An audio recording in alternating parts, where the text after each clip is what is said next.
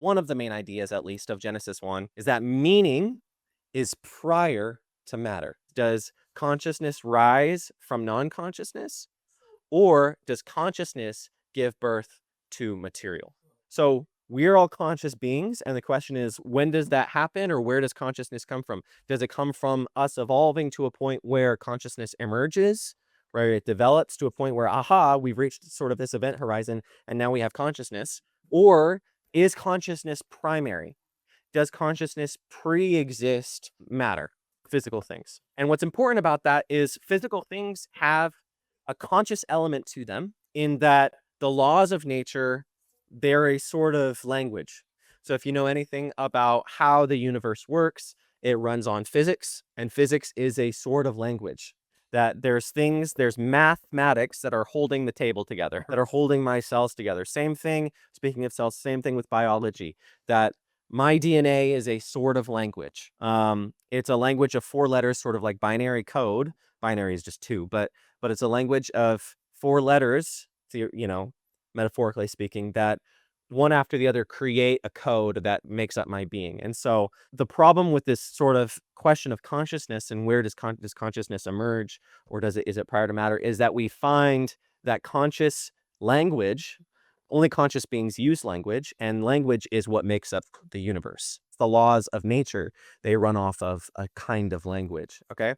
And so what you have in the Bible is that presentation that language is prior, that God speaks. It's a word-based existence, and he doesn't just speak arbitrarily. He speaks and gives names to things. Things do emerge. Things emerge out of the chaos waters. They emerge out of the land. Things do come up out of the ground, but they come up out of the ground as a response to the spirit or consciousness emanating from above. These are, again, complex terms, but the word comes down from above, it lands on the ground, and then what comes up is what was spoken, right? That's sort of the pattern that we see. So purpose is the other thing. The things that he develops them, these things, or he creates these things in relationship to other things, right? And so the idea is that the things that he's making, they have a relationship to the things that are created prior to them, or they have a functional operative purpose, that they are to work in tandem with the rest of reality. Things don't exist arbitrarily, they exist in harmony with each other.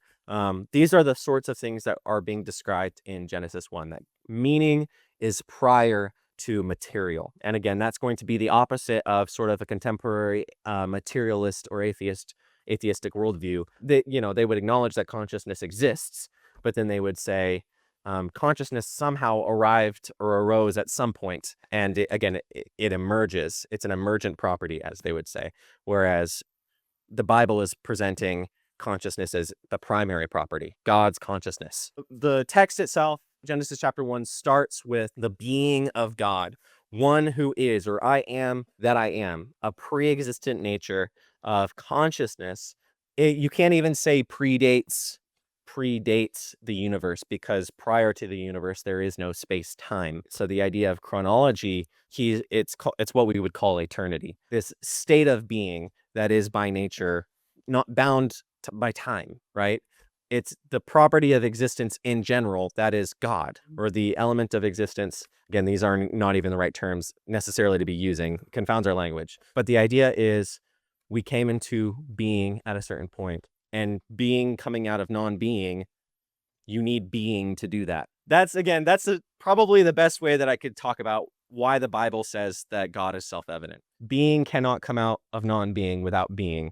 The universe has being, but it began to exist. So it began to exist by the will or the action of being. Okay? God. In the beginning, the Hebrew word for in the beginning is Bereshit. Okay. Now, the first verse of the Bible is actually a dependent clause. Does anyone know what that means? So oftentimes it's translated, in the beginning, God created the heavens and the earth, full stop. Actually, the way that Bereshit is being presented, this is why in the translation that I read, it says, in the beginning, when God created the heavens and the earth.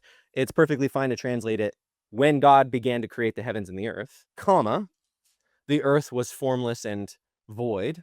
The idea is it's talking about what the first verse is it's talking about the state of conditions at the beginning. So it's not really a statement in and of itself, full stop. It is talking about how things are when God arrives to the unordered creation to order it.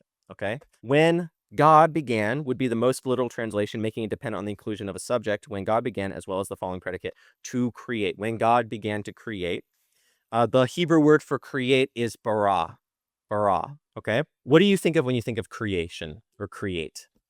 The act of creating. Building. Okay. Building out of what? Things that exist, you use to develop. We can't create out of thin air, right? We can't just generate spontaneously things to exist. What the Bible presents is God, again, as I said, brings being, existence out of non-existence. So this is what in, I think it's a Latin term, people will call creation ex nihilo. That means creation out of non-creation, meaning things don't exist prior to the creation. It's the same or similar sort of thing as life coming out of death in the resurrection. That the idea is that there's no opportunity in a natural order of things or the way that things are going for this to happen, but it's happening. God is creating. There is something that God is dealing with. It seems to be at least presenting that way, and those things are the waters, right?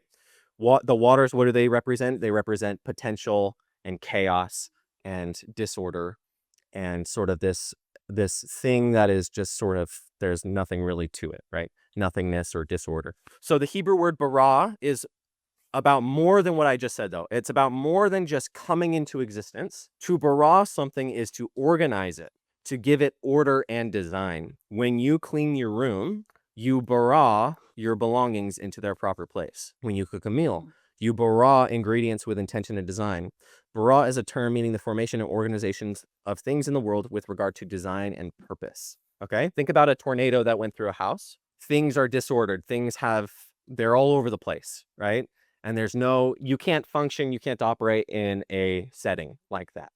So what we know to do instinctively is to begin to bara things. We begin to organize them. We begin to put them into their proper place so that that household can start functioning again. That's sort of the nuance of the word bara. God is, at the same time that you could say he is bringing existence out of non-existence, it's not just leaving it at that. It's not that the things begin to exist, it's that he's putting things in their proper place. That's part of giving names to things, that he's saying this is light and this is dark, and they have a play between them. This is sun, moon, and stars, and they have a reason for existence. He's putting things where they belong. An example of bara being used at another time in the Bible is like this. And Joshua said to them, if you are a numerous people, go up by yourselves to the forest there and bara the ground. So are they bringing the ground into existence? No, they're not bringing the ground into existence. They are making room for themselves. They're making a space for themselves so that they can live and operate in a way that is ordered. Okay? Bereshit bara Elohim et hashamayim. Hashamayim is the skies and the heavens. This is a recap, but the Hebrew term for heavens is simply the Hebrew term for all the space that is above your head and the realm of existence beyond the land. The heavens or skies are plural because of the multiple layers that one has to pass through as they ascend the skies towards God, ascend up in the heavens, the realm of where the birds live, where the clouds are, where the sun, moon, and stars are, the dome, beyond the dome, the throne room. And so Shemaim and Eretz, it's all of the land beneath your feet. So when God began to create the heavens, the sky, and the land, everything above your head and everything below your feet, when God began to create, the earth was a formless void. What does your translation say? Mine says a formless void. A desolate emptiness. A desolate emptiness. What else? Formless and empty. Okay. So the Hebrew, it's actually a rhyme. Tohu va vohu. Okay. Tohu va vohu. This is the description of those chaos waters. Formless and empty. So the description of the pre-creation chaos waters. This important phrase frames for the biblical story the state of existence before and without the productivity of the creator. What's interesting about this is this sort of term is not the first time or the only time that this term will appear in the text. When the prophet Jeremiah is describing the state of things after Israel has failed royally and been exiled, or when they're being exiled. He is using this descriptive language to talk about decreation, that the world is now going back into the formless and emptiness. He says, look, I looked upon the earth and it was tohu vavohu. You see what I'm saying? He will use those words. And he said the sun gave no light, things like that. It's a reverse of Genesis 1. We have a reverse creation narrative in that prophet. Darkness covered the face of the Tehom. Darkness covered the face of the Tehom, a specific term referring to the endless abyss of chaos, right?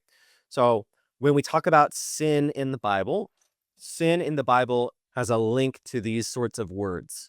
What sin in the Bible represents is actions that bring us closer to this than further away from it. God creates out of the deep abyss. He creates out of non-life. He creates out of disorder, sin and sinful actions. And again, in Genesis chapter 3 and 4 in particular, the story of the fall, the story of Cain and Abel, this will start to be more apparent. The idea here is that the actions that we take in life, they take what God has purposed and they disorder them. So the state of non-being, non-productivity, non-life, discordance, disorder, and darkness. Okay, so this is the state of things prior to creation: disorder, darkness, nothingness, death. Just think about this sort of state of utter, you could do nothing about it. Because what comes next is the most important thing. The Spirit of God was hovering over that state of disorder, And when the Spirit of God comes over the waters, it's not just disorder anymore. It becomes potential. To everything that is not God, the state of chaos is just the most powerful thing in the world. The only thing that can overcome a state of chaos that is being described, these chaos waters, it would be the Spirit of God.